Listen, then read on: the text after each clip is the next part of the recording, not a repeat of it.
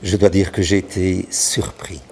Surpris parce que dans 10 jours, donc nous sommes le 5 juin, j'aurai 71 ans. Mais quand un pape qui a été élu à 76 ans formule pareille demande, comment lui dire non? Mon premier ministère a été à Namur, plus précisément au séminaire, lorsqu'il se trouvait à Salzine. J'étais professeur de la section de philosophie de 1977 à 1982. L'évêque d'alors, monseigneur Van Zeulen, a décidé de la réouverture de la section de théologie à Liège et j'ai été du voyage. Alors j'ai été professeur d'exégèse du Nouveau Testament. Et puis, à partir de 1994, Monseigneur Roussio m'a nommé président du séminaire. J'ai été aussi un peu plus tard, en 1998, nommé chanoine du chapitre cathédral de Liège. Et puis, sous l'épiscopat de Monseigneur Justen, vicaire épiscopal pour les prêtres, les diacres et les assistants paroissiaux. Les évêques m'ont demandé de me former. Je l'ai fait bien volontiers. J'enseigne bien volontiers. Mais disons, ce qui me tient le plus à cœur, c'est d'aller célébrer quelque part. C'est le contact avec les frères et les sœurs. Pour le moment, c'est la période des confirmations. Eh bien, ça me met vraiment en joie de rencontrer les communautés. Il y a 4 défis auxquels je pense plus particulièrement. La première, je voudrais qu'on aille vers des communautés pleinement chrétiennes.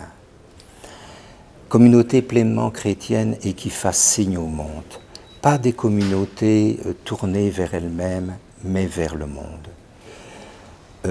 Un deuxième défi, des communautés qui soient attentives aux périphéries, qui pratiquent la miséricorde. Je voudrais faire grandir en miséricorde et que l'on inclut parmi les nouvelles pauvretés les migrants.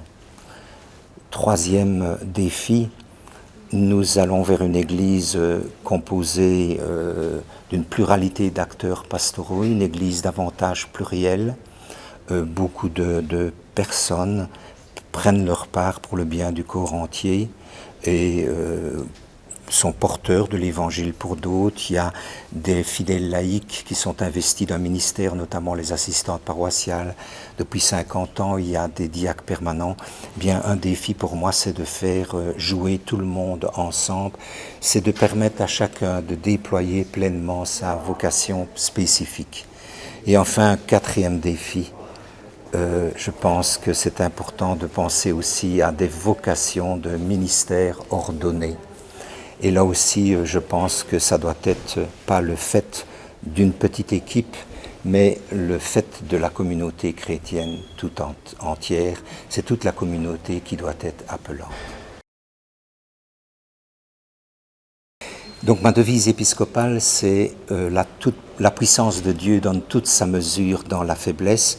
Je pourrais présenter sa teneur de la manière suivante.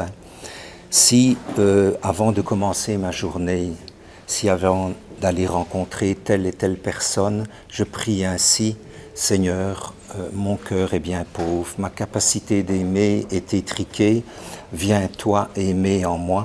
À ce moment-là, c'est avec l'amour tout-puissant de Dieu que je vais aller vers les autres. Et ce n'est pas mes richesses que j'apporte, mais les trésors de Dieu. Et au lieu de faire du bien, je fais des miracles. Et alors, le cœur en fête, je remarque la vérité de ce verset de la 2e aux Corinthiens que j'ai choisi comme devise épiscopale. La puissance de Dieu donne toute sa mesure dans la faiblesse. Je voudrais surtout être proche, tout proche des prêtres, de leur joie, de leur peine, et plus largement proche des autres acteurs pastoraux et des personnes.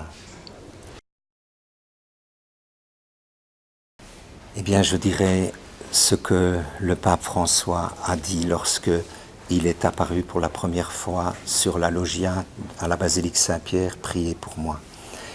Je prends mesure de la tâche qui m'attend. C'est pour quelques petites années, j'ai 71 ans, un épiscopat de 4-5 ans, mais voilà qui m'est demandé et je me confie vraiment à la prière de chacun et de chacune dans le diocèse.